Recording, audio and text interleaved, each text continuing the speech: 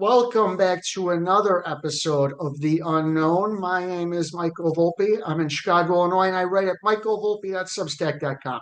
And my broadcast partner, Richard Luthman, he's around Fort Myers, Florida, in Lee County, Florida, and luthmann.substack.com. And we are going to update on Paul Boyne. And where is Paul right now? Paul is in a special management unit up in a actual Connecticut prison right next to the Massachusetts border. I think it's Walker Correctional Special Management Unit. It's read by McDougal. I think it's the same complex, correctional complex there, a compound. All right, now And all right, we should take it back. For those who aren't following Paul Boyne's case, he is accused of writing mean blog posts against judges while he lived in Virginia. It's a little more complicated than mean blog posts, but besides things he put on the blog, there are no allegations. They just claim that the allegations rise to things like cyber stalking and a whole bunch of nonsense. But even if they do, it doesn't seem like anything he has done would rise to the level of putting him in a maximum security. And I think this is the website for the prison that he is in. So why is he in such a terrible, awful place? well, we know that he's supposed to go to trial. He's already picked a jury. The jury is impaneled. And we know from last week, you and I received a copy of a very public witness list with 68 people's names on that witness list. Mm-hmm. And the names on that list were read out at least 3 times for the panels of the jurors when they were taken. And under Shepard v. Maxwell, a very famous Supreme Court case, what happens in a criminal case is the property of the public. But Judge Peter Brown did not see it that way. There was a copy of that witness list that was left on counsel's desk by the state attorney's office, so defense counsel's desk or defense counsel's table. And Paul is in the courtroom and nobody else is there, and it's sitting there. And Paul, having his journalistic instincts, snaps a couple of pictures of the pages on that witness list and then emails it to. Here's a part of it, of the witness list, that is. He emails it to journalists as well as to law enforcement in Virginia to let everybody know, look who's on the list. Mm-hmm. So you had about 7 or 8 judges on the list and retired judges. You had law enforcement from Connecticut and Virginia. There's a couple judges. Sorts of, very notable people on this witness list, and including Paul's own parents. Right. And, oh, yeah. So it got out there. It became a big issue. You and I, Michael, have become the talk of the town up in New Haven. Every time there's a court hearing for Paul Boyne, Michael Volpe this and Richard Luthman that. Mm-hmm. And so Judge Peter Brown didn't like that too much. And what did Judge Peter Brown do? To punish Paul for having the temerity of sharing a public document with the press and with public officials like police officers in Virginia, he threw him back in jail. And he didn't just throw him back in jail. That still doesn't answer why he's in like a supermax type. I'm going to tell you right now. Okay. He raised his bond from $7,000, which is basically 7%. It's about $100,000 bond, up to $1.5 million, meaning that he's in a special yellow jumpsuit, and they do bail and they do prison classification by way of what your bail is set at. So he's in with rapists and pedophiles and serial killers and murderers. That is where Paul is. Paul is in a special management unit with the worst of the worst. Right. And he's charged with cyber stalking and other things like that. And his court-appointed attorney got on things right away. We are looking at the from the appeals court, the docket, and on 2/9, it looks like it was denied, but on this Monday he filed a motion with the appeals court. What was his attorney asking for? Well, you see what happened here, but there's a procedural little problem here. And if you see what the problem is, that was filed on 2/6. Click on that thing that says order for 2/9. Make that big. See down the second one? Yeah. That was 2/9. That came down a few days ago. I believe it was 2/9. Right. It was Tuesday. And so look at the time on that thing. 4:54 p.m. At the end of the day, it gets put in, and they tell Todd Blussard, who's Paul's lawyer, we're denying your motion without prejudice because you didn't file a proper petition. You filed a Right. motion, but you need to come back and file a petition. So Okay. if you go back to the docket sheet, they went back the next day. Instead of on the 6th they filed it, they took it to the 9th to reject it. On the 10th they filed again, and the 10th they filed the proper petition with the court. And now they gave an order on that docket sheet that the state attorney, Gregory Borelli and Jack Doyle in the appellate division up in the state attorney's office in New Haven, have until February 17th at 5 p.m.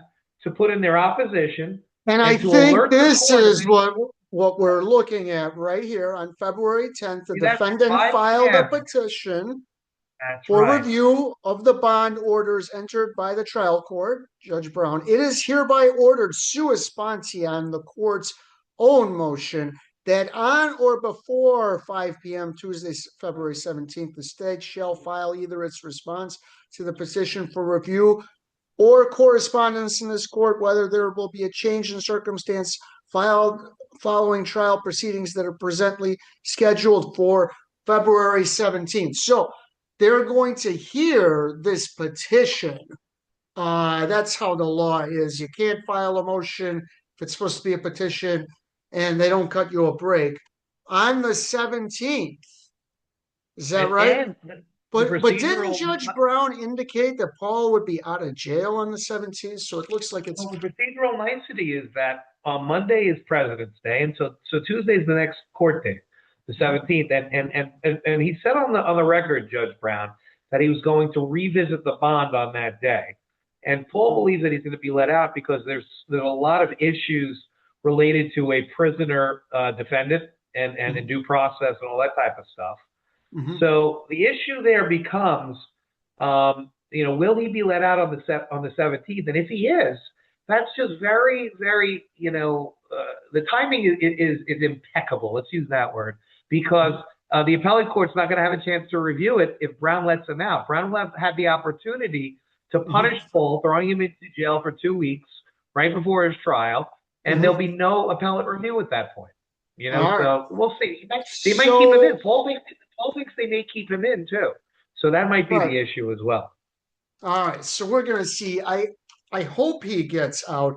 It's obviously very bad what this guy Brown did. That's way over the line to give him a bail of $1.5 million, which clearly I think he did to get him into this prison. Though Paul somehow has a knack for being cool, I think is the word, the way I describe it, with like the worst of the worst. So I don't think his life is in danger, but obviously it's not pleasant right now. So what you are looking at... his life, I believe his life is in danger. I think that they're trying to kill him because of his diabetes. He doesn't have the proper medication. Yeah, well, he's got a lot of issues, but I think he'll be able to Michael, I wouldn't be so sure. I think this is what's called institutional homicide or attempted institutional homicide. If he drops dead, then they've achieved their goal. I think there's an intent. Well, and the case goes away, but they're going to have a lot to answer for. So what we are looking at is Todd Bussard's petition, the right thing to file. Now, the petition includes 3 transcripts, I believe. It was the 28th, 29th of January, and I think it's the 2nd of February. And the 2nd of February is the day that Judge Peter Brown, ordered him to go to jail. Now, that along with the transcripts, before the transcripts are his arguments. But I did want to point out that between those 3 transcripts and Todd Bussard's arguments, my name, Volpe, comes up 43 times. And that's it. So we're going to go through them maybe one by one, something like that. So right here is where Bussard is going to summarize what happened. And so at this point, Paul has disseminated the the witness list. And this is what they're all bent out of shape about. At 12:56, Richard Luthman, a quote, writer, journalist, and commentator, had responded to an email from Michael Volpe, the subject line of which read, "Why are you on the Paul Boyne witness list?" Chris Ambrose, whose name appears on the witness list, was copied on that response. At 1:16, Luthman responded to an email of Michael Volpe, the subject line of which read, "Why are you on the Paul Boyne witness list?" Joed Katz, whose name appears on the witness list, was copied on the response. Well, what's important here is the the behavior that they're upset about. Most of that Paul didn't do. What they didn't like was that you and I started emailing people and at times got snarky with the emails that we sent to people. Now, what Judge Brown said is, you, Paul, started this, and you knew that they would do this with the disseminated product, with the witness list. So you are basically responsible for the chaos you and I brought. What do you think of Judge Brown's? Well, first, I think that's correct, right? That's what Judge Brown essentially said, that even though you didn't send these emails, you created the chaos and you knew they would do this. Well, the issue was that he's trying to claim that that Paul knew the list was a protected part of discovery. It was like Mm-hmm. a sealed document, and that he never should have released it. That's Mm-hmm. part of the issue. The second part is that State Attorney Jack Doyle was kind of insinuating on the record that he's got investigators that are going to look at Mike Volpe and Richard Luthman Mm-hmm. for the heinous crime of journalism, which Mm-hmm. in Connecticut is intimidation. So Right. Well, those are the they two. they basically they as we go through it, no one actually says it's witness intimidation, though they get somewhat close. So this is They it. get I salt. think this is from the 28th. So we'll start with Brown. So that the defendant emailed it not only to the Virginia State Police, but to, when you say others, who are the others? So it is obviously the witness list. And um, what he's referring to here is that Paul did email it to the Virginia State Police, and included in that email was someone who's on the witness list. Now, is that a problem for Paul? I don't think so because they're public officials at this point. And number one, number two, I think that they might be just as surprised they're on the list as anybody else. I Right think now, that some of he the didn't. jurors. Right, he didn't threaten them. He didn't tell them you better lie. He didn't try to bribe them. So he didn't do any of that. But Yeah. he just emailed the list. He may have said something like, "You're on it." Um, that's as much. Now, Attorney Doyle, that's Jack Doyle, that's the prosecutor. All right. So, well, actually, I apologize. I misspoke, and I will clarify for the record. I received, our office received, pardon me, I received copies of documents that what I can indicate is that a Richard Luthman sent an email to one Michael Volpe. I don't know if Your Honor has been familiar in the history of the case of Mr. Luthman, who, let's just say, on websites, including the website in question, has commented about this matter and other factors, but sent this email to one Mr. Volpe. Mr. Volpe, you might remember Mr. Volpe from the hearing we had about a year ago in regards to some communications, Mr. Boyne and Mr. Volpe. But this email is from Mr. Luthman. It's sent to Mr. Volpe. It's entitled, Why Are You on the Witness List? And is referring to, may I have a moment? It's addressed to Mike. I'm not sure who Mike is, but this email was most importantly sent to Attorney Katz, who is employed by a law firm in Connecticut. Now that's Joette Katz. Paul believes she's running things. She used to be on the Connecticut Supreme Court, ran the Department of Child and Family. That's the CPS equivalent in Connecticut, and she's on the Well, witness list. And Michael, we both emailed her. Inspector Clouseau, Jack Doyle over here can't figure out that Michael Volpe is also Mike. All right, I'm not sure who Mike is, but this email most important anyway. and then sent to her and Connecticut State Police Trooper Detective Samantha Cord to myself, who also Attorney Bussard was CC'd on this, and reference to the fact that several people are on the witness list, including identifies former Judge Katz on here as well as Trooper McCord. So as you can see, during the hearings, primarily the problem that the Doyle has and the judge has is with our behavior. But basically the way that Brown sees it is Paul is responsible for everything we did, because if Paul hadn't disseminated it, we wouldn't have done any of it. So again, what do you think of that argument? Well, the argument is probably the worst argument I've ever heard in my life, because that is what the job of the press is. It's Shepard v. Maxwell, the handmaiden of justice. The press is the handmaiden of justice. That this material belongs to the public.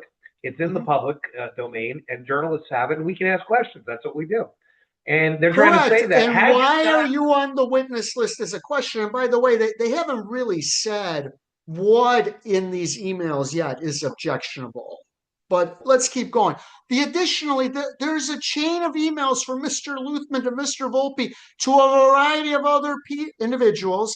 I would indicate myself and Attorney Bussard are carbon copied on this, referencing one of the witness lists in this particular case, and this witness list being shared among parties. There is also a direct email to Mr. Ambrose, who was on the state's witness list from Mr. Volpe.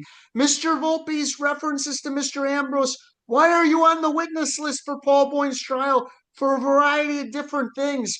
References as to what the state may do, references as to what Attorney Bussard may do, and it's a direct communication through another party. He's saying that Paul was communicating through me.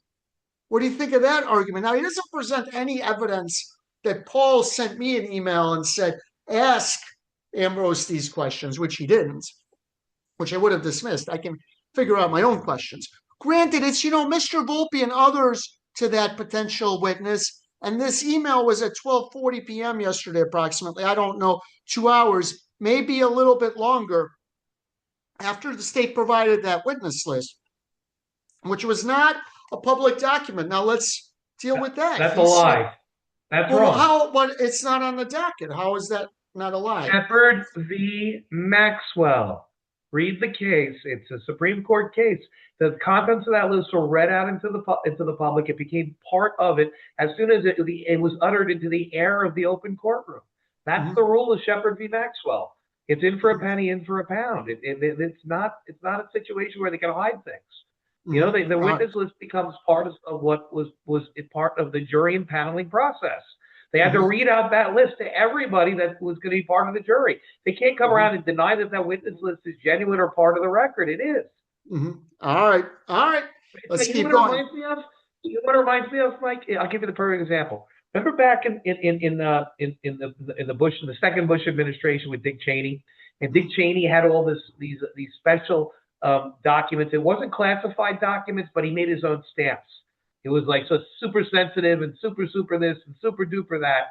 This is what Jack Doyle is doing. He's making things like super duper sensitive, super duper this, super duper that. It's either a protected document or it's a public document. It's one of the two. It can't be anything in between. There's nothing else of the category. This is a public document. Just because Jack Doyle considers it to be sensitive or detrimental to his case, it doesn't matter. It's a public document. That's the constitutional test. All right.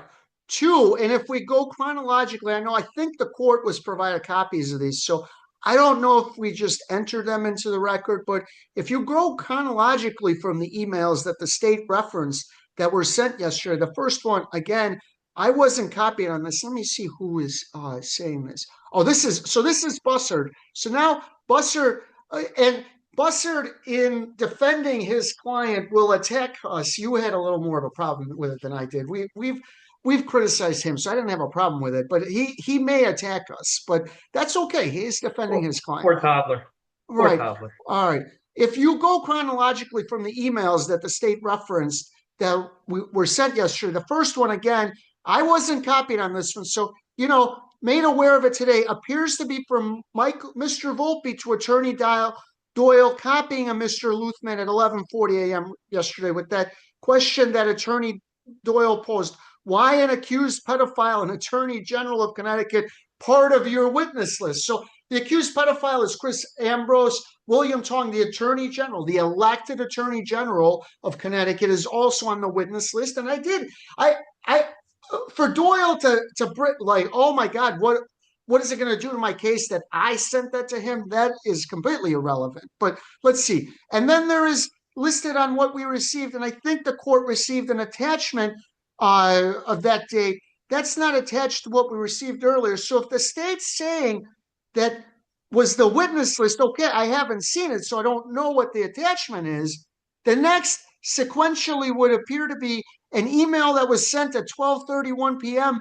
to Attorney Doyle, copying a Michael Volpe from Richard Luthman, and then, excuse me, from Richard Luthman to Attorney Doyle and Michael Volpe, and then carbon copying Ed Mahoney, who I believe is with the Current. That's the Hartford Current. Bandy Lee. She knows Chris Ambrose. I don't know who He's that is. involved in litigation with Christopher Ambrose. Right, who is accused of molesting, including his daughter, Mia Ambrose. I don't know who that is. Myself, Atina Swithin. Tina probably isn't following Paul's case that much, but she may be involved in litigation with Chris Ambrose. And these are people you included on the email. I don't know who that is. And Emmanuel Gomez, don't know who that is. And simply saying maybe state's attorney Doyle doesn't read this world famous blog and then some kind of black ops things, whatever. There are no, in the email that we see, no indications of any attachments at all. So there was no attached witness list. Obviously, if things were said either yesterday or on Friday in the court of jury selection in terms of the public record, we can order a transcript. It's public information in terms of the names the state provided. I think he's making the same argument you just made. Am I right? He's saying you put the witness list into the public domain. It is public record. Am I right? Yeah. He's Very, making the very same public argument. I don't know how in the first instance with respect to the 1140 email, or these next three with respect to Mr. Luthman, how they received this information.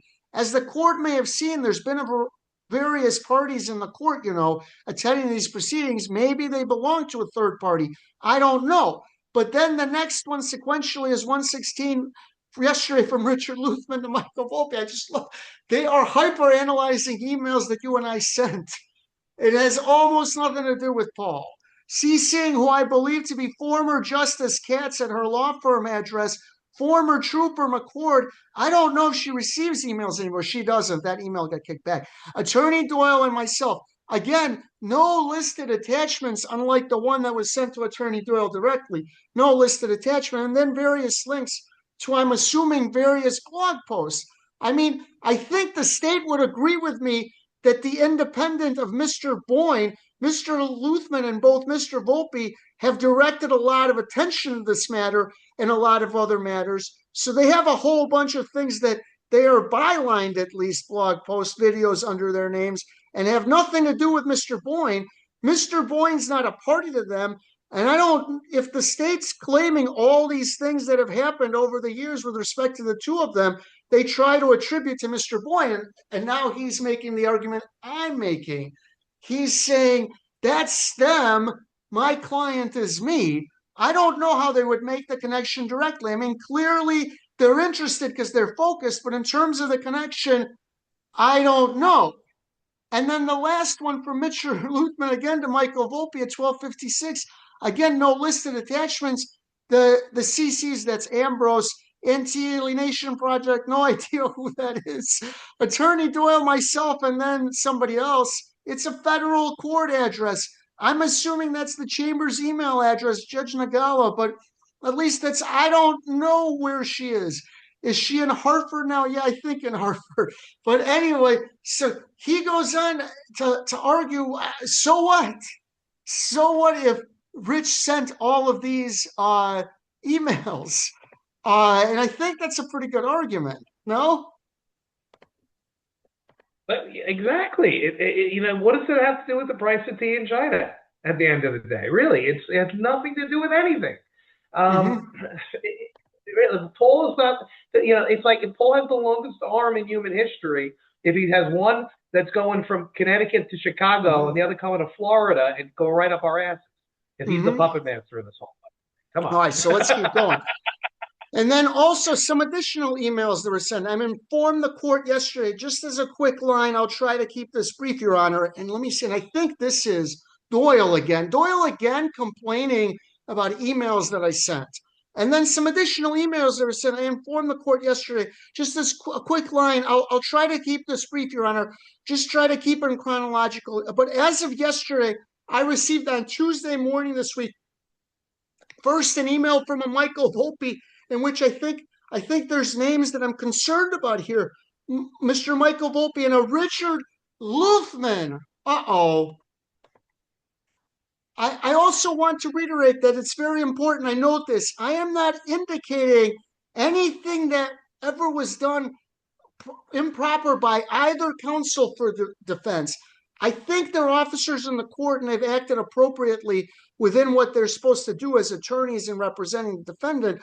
But this witness list was subsequently sent out to somebody to which the parties, which point there was Mr. Volpe and Mr. Luthman received it. And at that point, a public document. Now, who says that? Let's make sure we get that right. That's Jack. He Jack Doyle, Attorney Doyle. He says it's not a public document when we received it. It was not a public document when we received it. No, he said that, oh, it was not at that point a public document. All right. How is he arguing that it's not a public document? Well, let me see.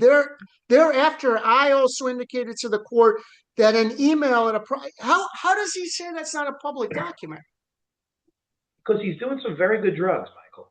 They must be All some right. great drugs up there. He doesn't argue how it's not a public document. Thereafter, I also indicated to the court an email at approximately 1:16 p.m. They just keep repeating that we sent like 4 emails, and I'm going to talk about those 4 emails ad nauseum. I want to make sure I have the times correct on these. 12:31 p.m. An email was sent by Mr. Luthman to myself, Mr. Volpe, a variety of other individuals. Yes, Jack, you have mentioned that email before. Tuesday, January 26th. Oh, hold on. On Tuesday, I think that this. So this morning I did receive. Here we go. Here's a new email.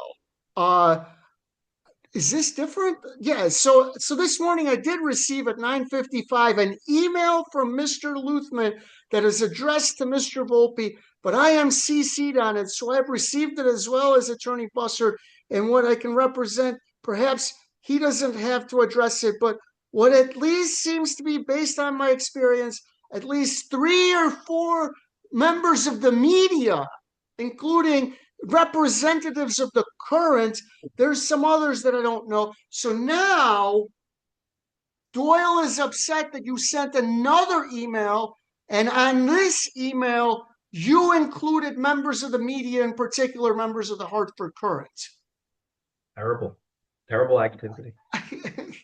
I'm not sure what about that is illegal, but let's keep going. And then the last one that I think reference that I brought up in court this morning and that I reviewed this morning is one from Mr. Volpe directed to me and Mr. Luthman, subjected, "Hey, Jack," noting that it's Michael Volpe again, quoting that I hear that you were investigating me. They said investing for witness tampering. You can have one of your CSP coons call us and we'll talk about it some more, and some other reference to the media and tampering statutes. So this concerns because, when I indicated to the court yesterday based on these emails that I needed to, for a lack of better word, contemplate and think about what this concerns, I am concerned as I looked at them more about intimidation and tampering with witnesses.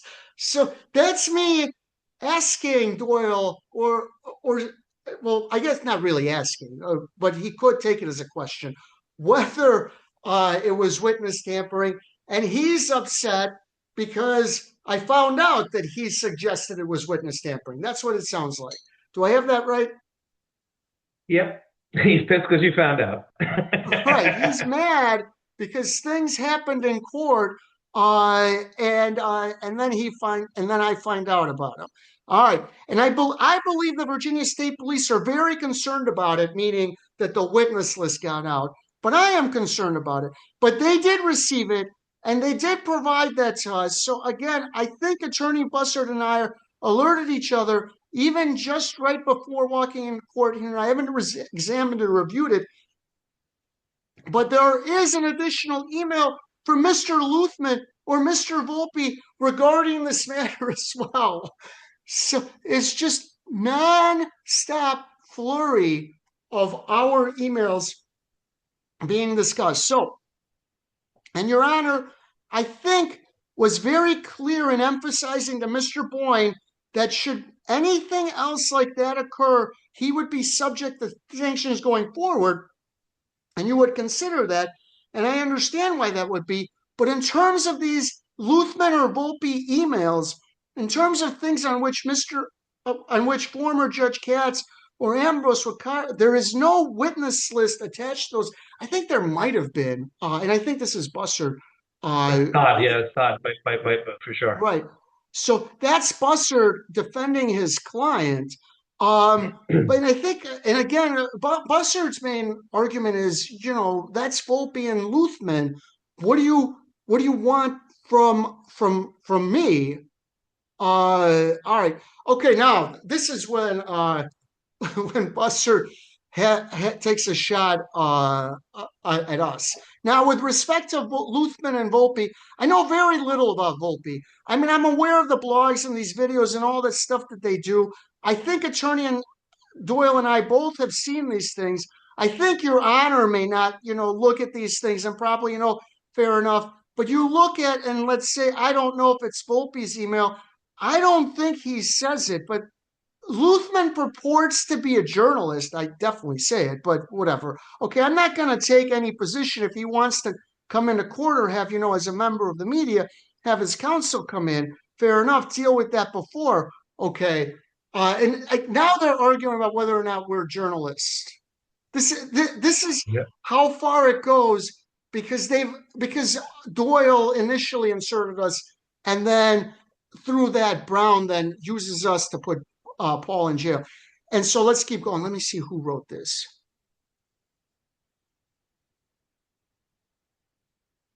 I think That that's should be still Buster. Lucifer. Yeah. That's still Buster. As I indicated yesterday, I cannot control Mr. Luthman. I cannot control Mr. Volpe. I don't communicate with them. Okay, when I get these emails like Attorney Doyle does, I don't respond. Okay, I don't engage with them, and I don't think Attorney Billings does. She has answered, but it's been a while.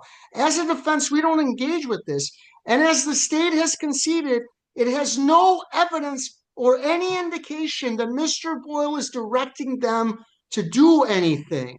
And if he were, it would be a different issue. So that gets back again to Bussard's argument that you are blaming Paul for things we did, but it's really worse than that because they can't really even say that we did anything illegal or improper. Let me see who this is.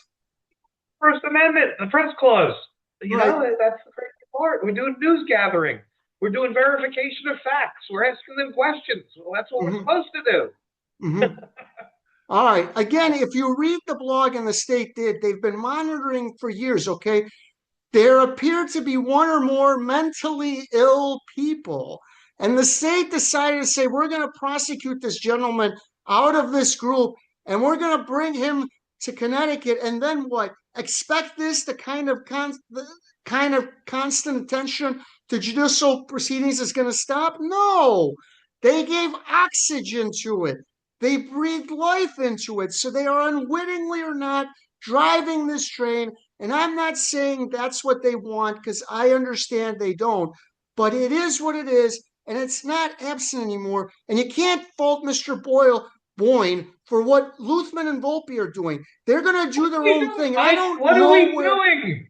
Right. I don't know. This is where he takes the biggest shot at us. I don't know anything about them. And I don't know that there's anything in any of these communications that are threatening or anything else. They're insulting. I mean, they take all kinds of shots that are demeaning to Attorney Doyle. we both have been made in the Muppet characters, as is Justice Katz, right? This is whatever thing is with them, they do it. I don't understand it. For me, I walk outside and enjoy the fresh air.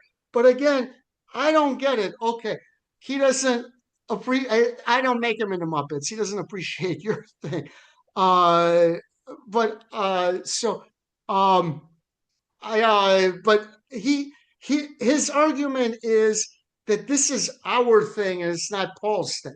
And again, I do not attribute any wrongdoing by counsel law. This is entirely on Mr. Boyne. But now it's out there by individuals that know, and Your Honor has firsthand knowledge. He knows Mr. Volpe because this came up during another hearing. Mr. Luthman, I concur with Attorney Bussard, assessment of him, some knowledge that I have of him, but these are also individuals, to put it in greater context, they knew what they were doing. I have been getting emails as well as Attorney Bussard from them, not just links to websites or some blogs or some, pardon me, web pages, attribute to being journalistic things that they want to know if I want to buy a subscription.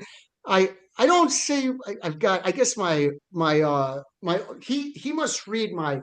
I'm sorry. He has to read my emails because I say subscribe to my site, but that's like the automatic at the bottom. You have to open up the emails to know what I'm saying. This is a situation where at least now 5 emails. Okay, so this is Doyle saying that he has received at least 5 emails, not from Paul, from you and I, and this will be the basis for him to suggest that Paul should lose his freedom for the time being.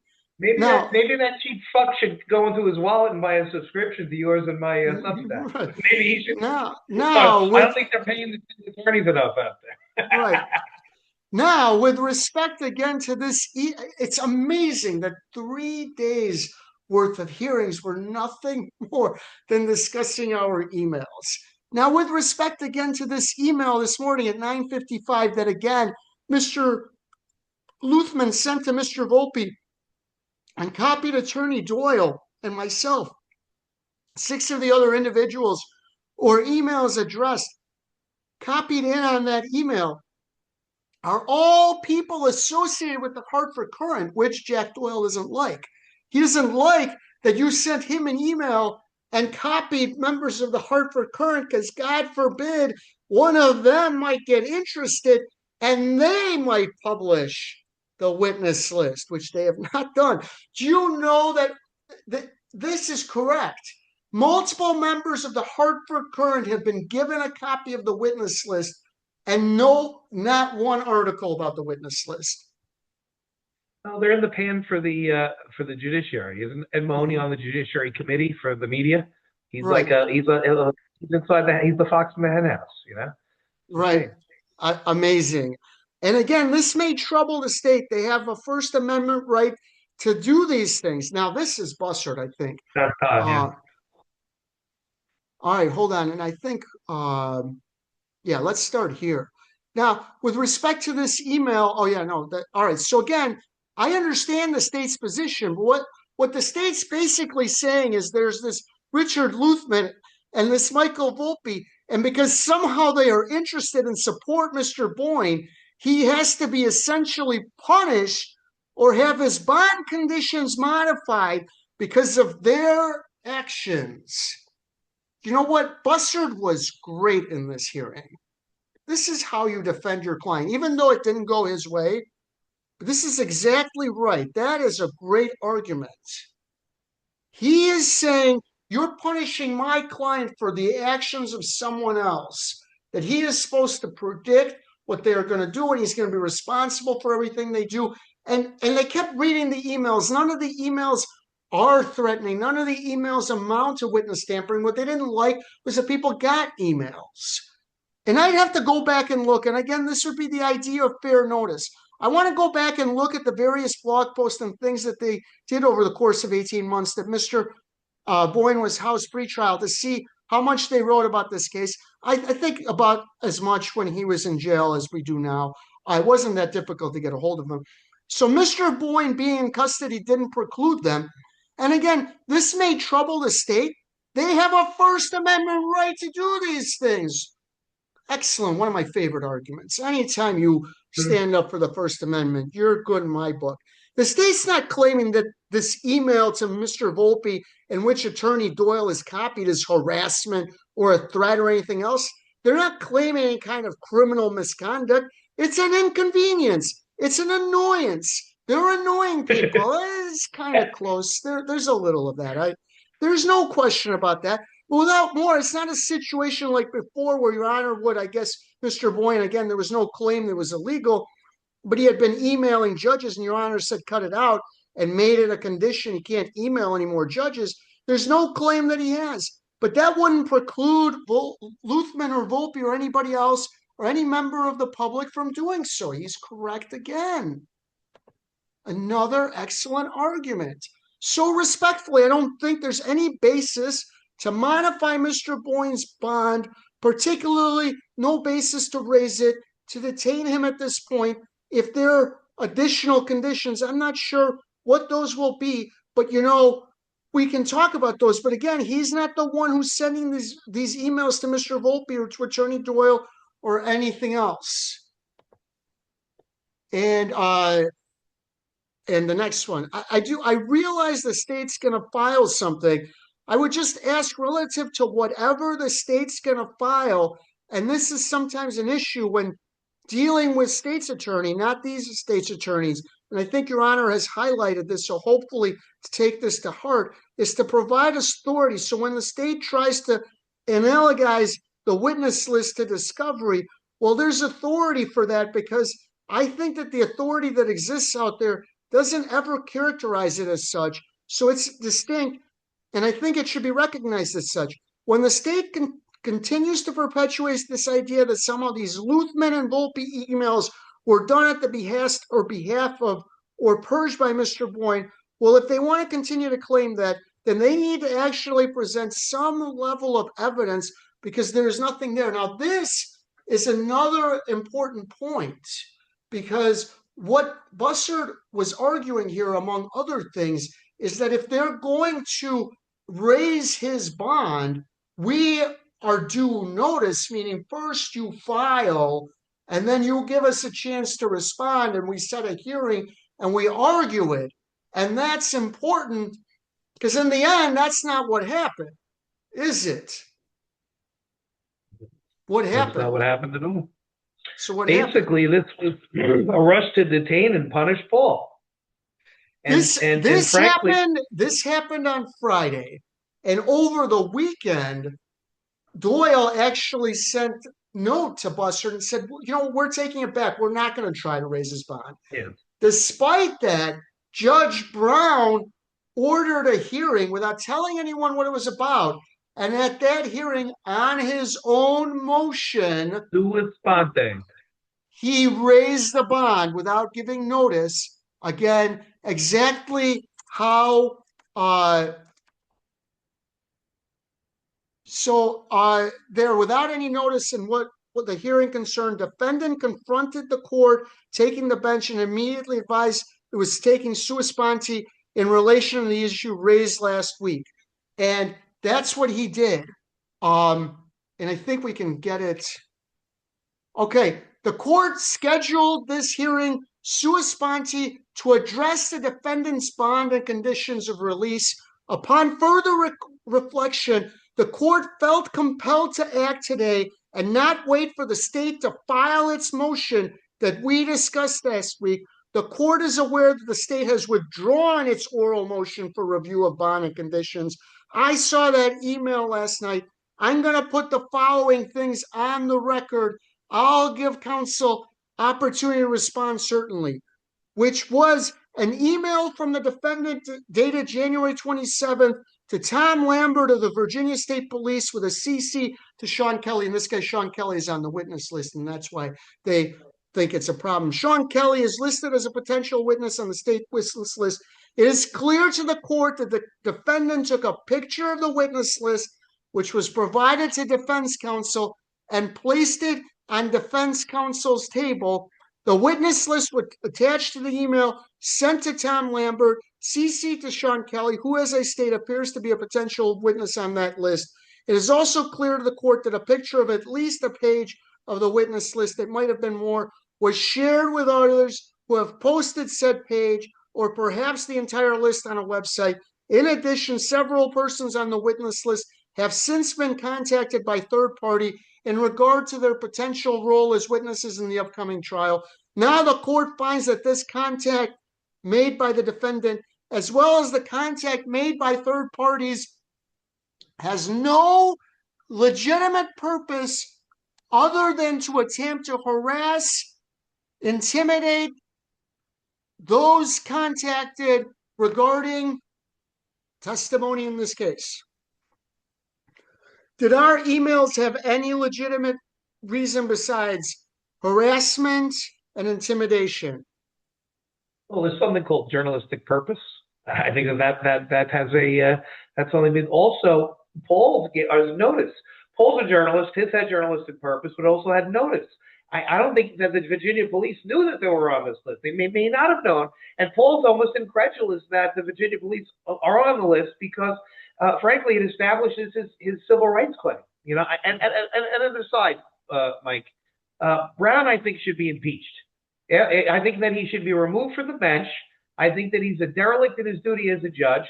And I think that he should be put in jail for 2 weeks, the same way he put Paul Boyne, unfounded, unbaselessly, in jail for 2 weeks to see what it feels like. That's why I think Brown should be. Brown should be put into jail for 2 weeks. Right. Brown is lucky that judicial immunity is as strong as it is, because this is the kind of thing that he would be sued for if they didn't have just a ridiculous amount of immunity, because he has absolutely no reason for doing what he's doing. All right. Hold on. Let me keep reading. Aside from Sean Kelly, the defendant did not personally make contact with any persons as far as the court is aware. Nonetheless, his actions in taking the picture and sending said picture to others put this attempted harassment and intimidation in motion. Further, it's come to the attention of the court that the defendant has been taking pictures in the courthouse with his electronic device, which, except with regards to court record in the clerk's office, is prohibited by judicial branch policy guidelines unless prior authorization is given. Accordingly, he broke a rule. He broke a court rule. It's not even it's a guideline. It's not even a rule. It's a guideline. Oh, shame on you. You broke the guidelines of monopoly. Accordingly, the court finds that the defendant's conduct has led to the attempted harassment and intimidation of witnesses. Witness intimidation is very close to witness harassment. Am I wrong? They're two different things. They're two different statutes: harassment and intimidation, number one. But the question becomes, is it harassment if there's a legitimate purpose? No. Is it witness intimidation if you don't have any intent to make the witness testify falsely? No. There's no elements of the crime. He didn't meet the elements of the crime.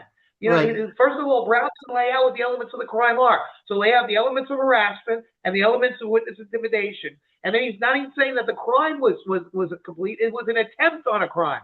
So it's an attempted harassment, an attempted, a not complete witness intimidation. Does not establish the elements. This man belongs in a fucking zoo as a zookeeper. He doesn't belong as a judge. Let's go. So now we're going to get to the punchline. So first, the court will be imposing new additional conditions to the defendant's conditions of release.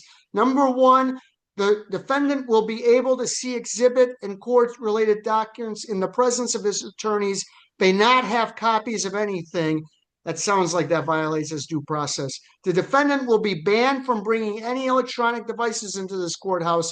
The defendant cannot take pictures of documents, persons, or proceedings in this courthouse, nor may he transmit same to any third parties. The defendant cannot have contact with any juror or any person who appears on the state witness list, nor encourage any third parties. Bond will be raised with regard to each file in this case, $500,000 cash surety for a total increase of $1.5 million. I will review this bond on February 17th, the same day that the appeals court is going to review it as well. And so I wanted to very quickly, right here. Uh, um, this is what Brown said as they're talking about these emails. You need to file in support of your motion for a review of Mr. Boyne's conditions of release. I understand the state's argument. I understand that you're saying legally the facts may never arise to a tampering with witness. The state intimates that possibly there's an issue with regard to Mr. Boyne being contempt of court. If that's the case, then that's the argument that needs to be made. Now, this is before he imposed his sanctions. He's saying, I'm going to need to see an argument, and I understand it's probably not tampering. So, boy, he went from one to the other pretty quickly, did he not? What Paul says. He got talked to over the weekend, and it's 2 or 3 levels above him. Okay, he's a judge, and the decision makers are 2 or 3 levels above him. Okay, and you know who it is. So it is what it is. All right. And this is so the court, and again, this is before he said it. So Attorney Doyle, the state's made a request to the court to consider raising the defendant's bond based on the things that we've already talked about. So let me express to the state, to everyone, my concern, and see if you have any ability to address this now if you need some time. I've heard tampering with a witness. I've heard possibly intimidating, harassing people. What would the state's legal argument be for why Mr. Boyne's bond should be raised? Because I'm looking at tampering with a witness, I'm looking at intimidating with a witness, and I'm not entirely sure what the state's specific argument is with regards to, I take it, a violation of the law, which is obviously is a part of the conditions of release. So right there, a couple days prior to him imposing this bond, he's saying, I don't see any witness tampering. I don't see any witness intimidation. But later on, he does see witness intimidation. Am I right? 18 USC 241. This is, it might be prosecutable. You know, they could do a federal investigation at this point. What made him change his mind so drastically between Friday and Monday? And if it's a corrupt reason, if it's a bribe, if it's some type of pecuniary interest, then this guy could end up in the federal prison.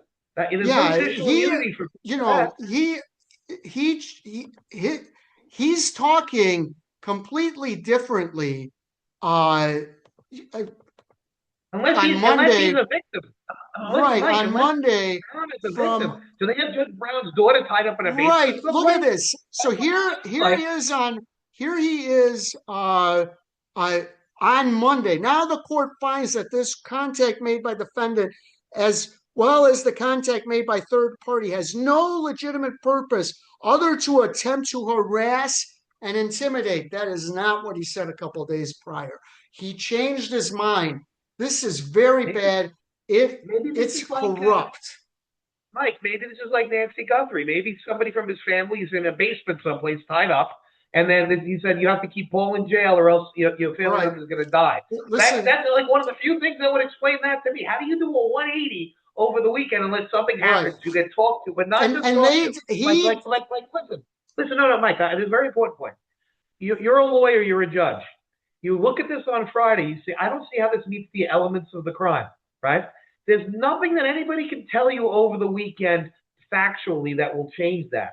But there's only something that somebody can tell you extortionately or some type of a bribe. There's nothing anyone can outside the box of good faith. This is crazy. There's nothing anyone can tell you over the weekend, because if you are doing it right, the only evidence you can look at is in court.